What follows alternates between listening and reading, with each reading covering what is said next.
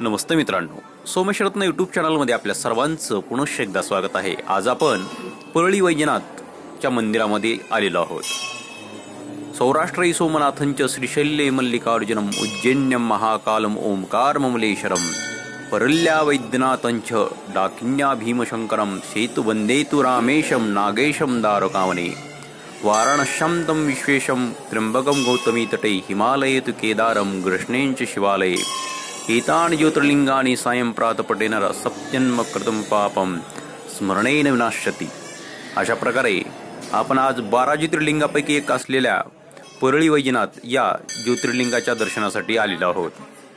हे अहिल्यादेवी होळकर यांनी बांधलेलं पुरातन असं वैजनाथाचं मंदिर आहे। हे मंदिर खूप जुनं आहे। हे आपण समोर पाहू शकता, वीरभद्र यांची इथे मूर्ती बसलेली आहे। परळी हे खूप पुरातन आणि जुनं आध्यात्मिक शहर आहे। या वैजनाथाची कहाणी पुराणामध्ये ऐकण्यास भेटते। जेव्हा रावण आत्मलिंग घेऊन लंकेला निघाला त्यावेळेस श्री गणेशांनी रावणाला येथे थांबवलं आणि ते आत्मलिंग या ठिकाणी ठेवण्यात आलेलं आहे। आपण त्या आत्मलिंगाचं आता दर्शन करणार आहोत। हे जुनं हेमाडपंथी बांधकाम, येथे 3 नंदी बसवण्यात आलेले आहेत आणि आपण आता मंदिरामध्ये प्रवेश करत आहोत। हे मंदिराचं गाभाऱ्यातील मुख्य प्रवेशद्वार। इथून मध्ये गेल्यानंतर आपल्याला खूप मोठं शिवलिंग दिसणार आहे। येथील दर्शन घेऊन आपण तृप्त होणार आहोत। हे परळी वैजनाथाचं शिवलिंग आहे। येथे आपण आता दर्शन घेतलेलं आहे। हा कळस आहे आणि येथील मागील बाजूस आपण आता हे पुरातन मंदिर पाहत आहोत।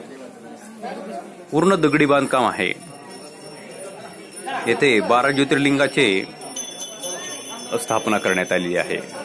आपण पाहू शकता, अशा प्रकारे मंदिरामध्ये खूप असे शिवलिंग बसवण्यात आलेले आहेत।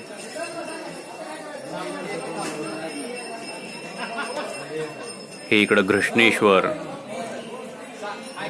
अशा प्रकारे 12 ज्योतिर्लिंगाची या मंदिराच्या परिसरामध्ये स्थापना करण्यात आलेली आहे।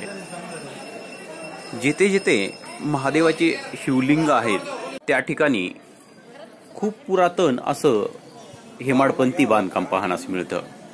हा मंदिराचा बाहेरील परिसर आणि हा समोर आपणास कळस दिसत आहे।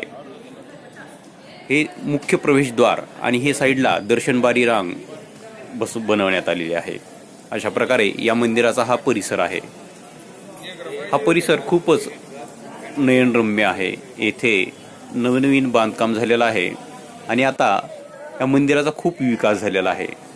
हे मराठवाड्यातील बीड जिल्ह्यातील परळी येथील हे परळी वैजनाथाचं मंदिर आहे। ओम नमः शिवाय। परळी येथे पोहोचण्यासाठी रेल्वे हे खूप सोपं आणि सरळ माध्यम आहे।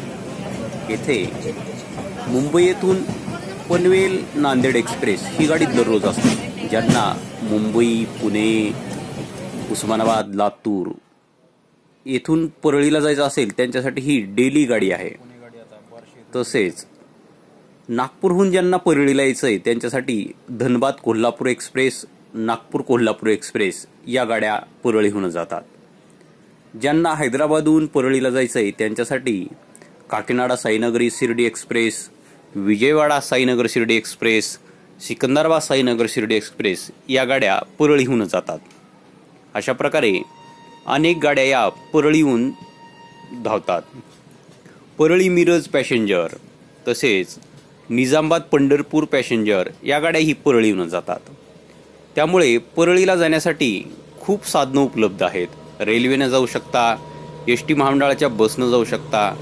परळी हे एक 12 ज्योतिर्लिंगापैकी एक ज्योतिर्लिंग असल्यामुळे येथे सारखे प्रवाशांची गर्दी असते। त्यामुळे वाहतुकीचे साधनं अनेक उपलब्ध आहेत।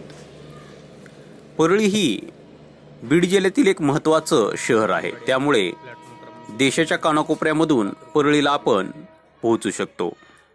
परळी येथे औष्णिक विद्युत केंद्र आहे। त्यामुळे परळी येथे दगडी कोळशाची खूप मोठ्या प्रमाणात आवक होत असते।